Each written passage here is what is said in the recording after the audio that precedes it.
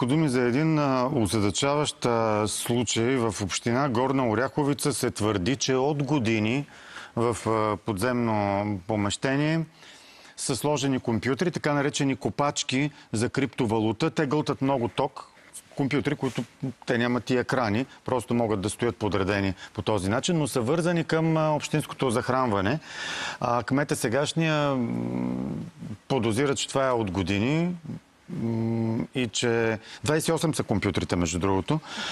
Ще вади сметки за ток, за да прецени от кога става това захранване на тези копачки.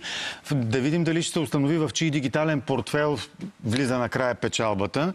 Сетих се, преди години имаше такива открити, свързани отгоре с асфалт захранвания от уличното осветление на частен имоти на заведение. В случая си е направо в сградата на общината в Горна Оряховица, в Мазе.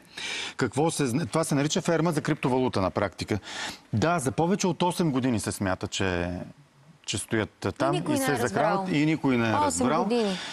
Сега бил е разпитан с нощи по неофициална информация бившия кмет Добромир Добрев. Той е обяснил, че не е посещавал помещенията и няма отношение към тази криптоферма.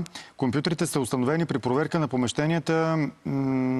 Трябвало е областния управител да види обезопасяване с цел бедствия и аварии.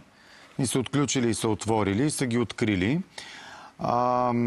Образуване е досъдебно производство. Сегашният кмет Николай Рашков е подал сигнал до органите на реда. И да, смята, че от 2014 е това нещо. Кой е плащал тока е ясно, да видим дали ще се разбере кой е взимал печалбата. Скопаното от криптовалутата, да. Дали не трябва да проверят и под другите институции, под полицията, например, какво има, да не би някаква друга нелегална дейност да тече там.